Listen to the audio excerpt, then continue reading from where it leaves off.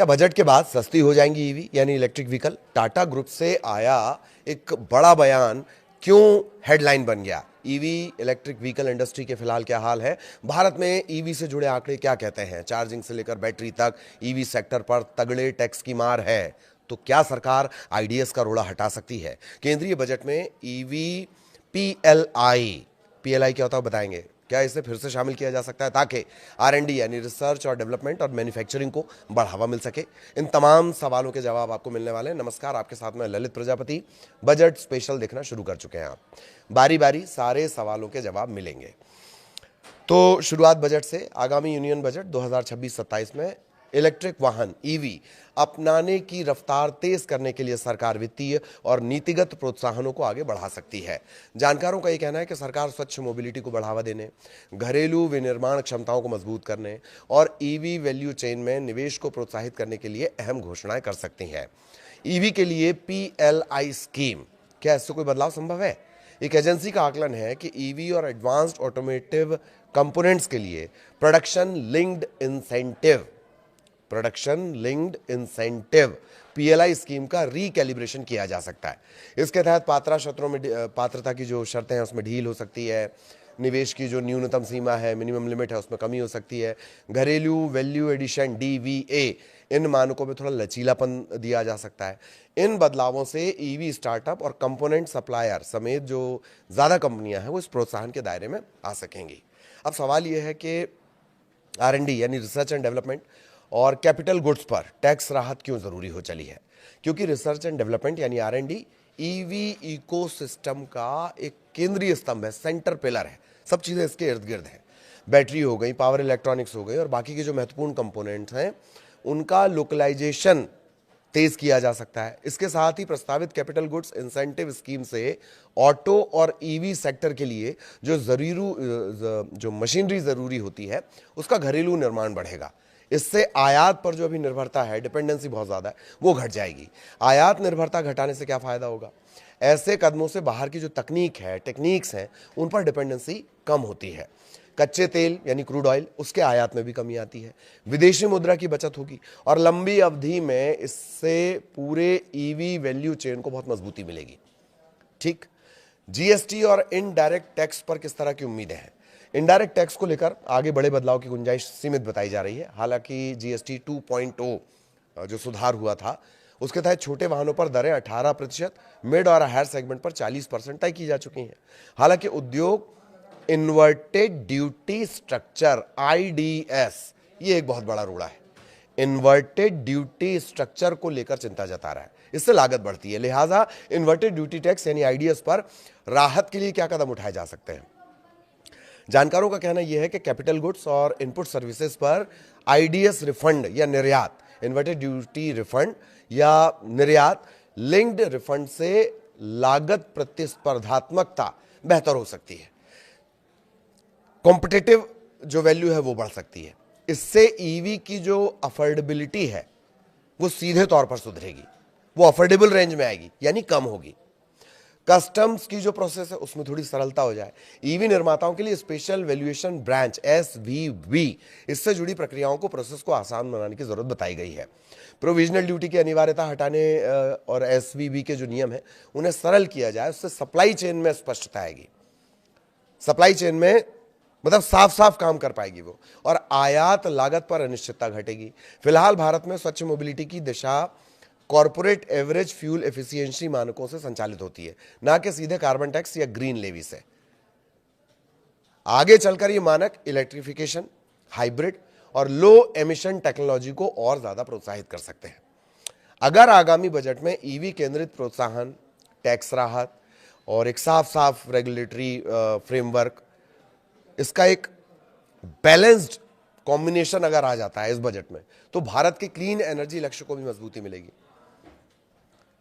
Fossil fuel green energy के लक्ष्य हैं, टारगेट तय किए गए कि कार्बन उत्सर्जन उनको कम करना है। भारत का भी एक टारगेट है, उसको मजबूती मिलेगी। फॉसिल फ्यूल ये क्या होता है? कोयला, प्राकृतिक गैस, पेट्रोलियम पदार्थ, इन पर निर्भरता घटेगी। सारे जो चौधरी बने बाहर के जो देश हैं, जो यहाँ टैरिफ लगा रहे हैं, वहां टैरिफ लगा रहे हैं, उनकी दिक्कत ये है तेल। तो देश की बाहरी आर्थिक स्थिति जो एक्सटर्नल बैलेंस है उसे और बेहतर बनाएगा ये। हालांकि इसके लिए थोड़ा इंतजार लंबा करना पड़ेगा, मतलब इसके असर धीरे धीरे नजर आएंगे। अब दूसरा पहलू कि टाटा मोटर्स का एक बयान आया। टाटा मोटर्स ने बजट 2026 से पहले सरकार से एंट्री लेवल इलेक्ट्रिक कारों के लिए विशेष प्रोत्साहन और कमर्शियल ईवीज को छूट देने की मांग की है। कंपनी का मानना यह है कि इससे इलेक्ट्रिक वाहनों की बिक्री बढ़ेगी, प्रदूषण कम होगा। हालांकि कच्चे माल की लागत बढ़ने के कारण कंपनी ने जल्द ही कारों की कीमत बढ़ाने का भी संकेत दिया है, जिससे ग्राहकों पर बोझ पड़ सकता है। देश की सबसे बड़ी electric car company Tata Motors ने सरकार से मांग रखी है। अगर बजट में ये मांगे मानी जाती हैं तो जनता को सीधे फायदा होगा। छोटी इलेक्ट्रिक गाड़ियां जो होती हैं एंट्री लेवल ईवीज, जैसे टाटा की टियागो हो गई, पंच हो गई, एमजी की कॉमेट हो गई, सिट्रॉन की एक है EC3, इनकी रेंज 10 लाख के आसपास से 10 लाख के अंदर है, तो इनको खरीदना आपकी जेब पर हल्का पड़ सकता है। टाटा मोटर्स पैसेंजर व्हीकल्स के एमडी हैं शैलेश चंद्रा। बजट से पहले दो बड़ी बातों पर वो जोर दे रहे हैं। एक, छोटी इलेक्ट्रिक कारों के लिए एक बूस्टर डोज की जरूरत है, मतलब सरकार थोड़ी मदद करे या इन सेक्टर में रियायत दे दे।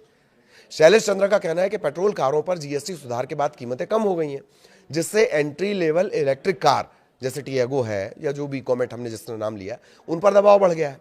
ग्राहक अब पेट्रोल और ईवी की तुलना करने लगे और ईवी उन्हें महंगी पड़ रही है। ऐसे में उनकी मांग है कि सरकार को बजट में शुरुआती स्तर की इलेक्ट्रिक कारों के लिए विशेष प्रोत्साहन, स्पेशल इंसेंटिव देने चाहिए, ताकि इनकी जो बिक्री है वो रफ्तार पकड़ सके।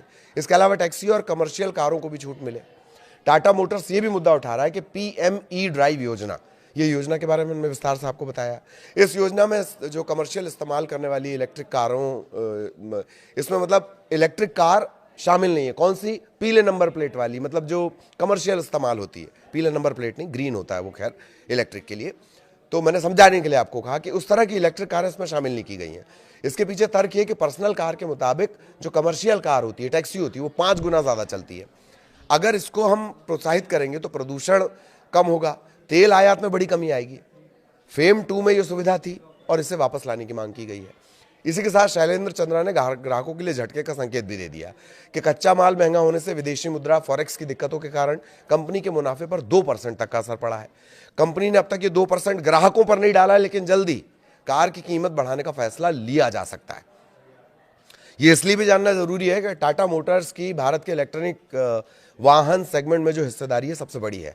हाल के महीनों में प्रतिस्पर्धा बढ़ने के बावजूद लगभग 38 से 40% के आसपास ये बना हुआ है। 2023 में 73% थी ये कंपटीशन के बाद। ईवी उद्योग की तरफ से बजट में इन्वर्टेड ड्यूटी स्ट्रक्चर IDS को भी ठीक करने की गुहार लगाई गई है। तर्क ये दिया जा रहा है कि मौजूदा टैक्स सिस्टम ईवी को ICE, internal combustion engine vehicles, क्या है ये जो टर्म मैंने कहा ICE, internal combustion engine vehicles, यानी पेट्रोल, डीजल और CNG वाले वाहन, इनके मुकाबले कम प्रतिस्पर्धी बना रहा है। ईवी इंडस्ट्री ने इन्वर्टेड ड्यूटी स्ट्रक्चर, GST असमानता और चार्जिंग इंफ्रास्ट्रक्चर पर टैक्स राहत की मांग तेज की है। फिलहाल तैयार ईवी पर 5% टैक्स लगता है और उसके जो पार्ट्स होते हैं उस पर 18% टैक्स लगता है। इससे कंपनियों की लागत बढ़ जाती है। ग्राहकों के लिए जो ICE वाली पेट्रोल डीजल वाली गाड़ियां वो सस्ती होने लगी हैं। अब विस्तार से समझिए। वर्तमान में एक तैयार कार या स्कूटर बेचने पर कंपनी को केवल 5% GST देनी है, लेकिन इसे बनाने में जो इस्तेमाल हो रहा है, स्पेयर पार्ट, पावर इलेक्ट्रॉनिक्स और मैग्नेटिक कोर, ऐसी जो चीजें हैं उन पर 18 से 28% तक GST लग रही है। इसका मतलब साफ है कि इनपुट यानी कच्चे माल पर टैक्स ज्यादा है और आउटपुट यानी कि तैयार माल पर कंपनियों पर पैसा टैक्स जो है वो रिफंड करने के चक्कर में उनका पैसा फंस जाता है।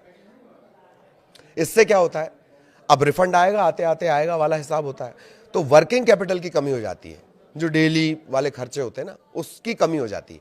इसके चलते जो घरेलू मैन्युफैक्चरर्स हैं वो प्रभावित हो रहे हैं। एक और पेंच है कि GST 2.0 के तहत ICE सेगमेंट में कुछ हिस्सों में टैक्स दरों में बदलाव किया गया। अभी हमने थोड़ी देर पहले आपको बताया ना, 18% कर दिया गया और बाकी गाड़ियां 40% में रख दी गई। उससे EV और ICE इनकी जो कीमत का अंतर है वो कम हो गया। असर यह हुआ कि कुल लागत के लिहाज से ICE वाहन फिर से ग्राहकों के लिए ज्यादा आकर्षक बनते जा रहे हैं। कौन से? पेट्रोल डीजल वाले ज्यादा अट्रैक्ट कर रहे हैं ग्राहकों को कीमत की वजह से।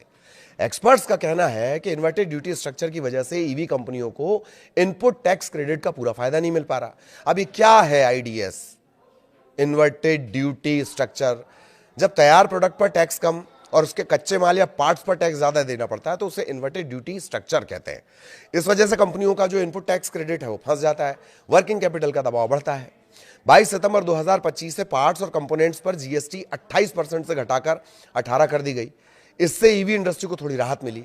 हालांकि तैयार वाहन और इनपुट के बीच जो टैक्स असमानता, जो अभी हमने आपको समझाया ना, पार्ट्स जो आ रहे हैं वो 18 से 28% में आ रहे हैं और जो तैयार गाड़ी जा रही है उस पर कितना टैक्स लग रहा है वो कम है, वो 5% है। ये असमान है, इससे लागत पूरी तरह कम नहीं हो पा रही है। इंडस्ट्री की डिमांड ये भी कि ईवी को बढ़ावा देने के लिए सिर्फ वाहन नहीं, जो चार्जिंग इंफ्रास्ट्रक्चर है, चार्जिंग सर्विस है और बैटरी स्वैपिंग, इसका जीएसटी में फायदा मिलना चाहिए। बजट में इस बात की डिमांड की गई है। जानकारों का कहना है कि ईवी को किफायती बनाए रखने के लिए चार्जिंग इंफ्रास्ट्रक्चर और बैटरी स्वैपिंग समेत पूरे ईवी इकोसिस्टम को जीएसटी में साफ साफ फायदा मिलना जरूरी है। ऐसा नहीं है कि आप तैयार कार पे 5% दे रहे हो और कार में जो मटेरियल लग रहा है उस पर 18 से 28 का सेगमेंट जा रहा है टैक्स का। इसी के साथ विशेषज्ञों का मानना है कि सरकार की जो पीएम ई ड्राइव योजना है उसके तहत डिमांड इंसेंटिव उन सेगमेंट पर केंद्रित रहनी चाहिए जहां इलेक्ट्रिफिकेशन का असर सबसे ज्यादा है। पब्लिक ट्रांसपोर्ट हो गया, शेयर्ड मोबिलिटी हो गया, कमर्शियल फ्लीट हो गया, लास्ट माइल डिलीवरी हो गया। सरकार का टारगेट क्या है? 2030 तक 30% ईवी का टारगेट रखा गया है। इसके लिए इंडस्ट्री ने लगातार और एक संतुलित पॉलिसी की सपोर्ट की मांग की है बजट में। इसमें demand incentive, supply side support, R&D, research and development और राज्य सरकारों की भागीदारी को अहम बताया गया है।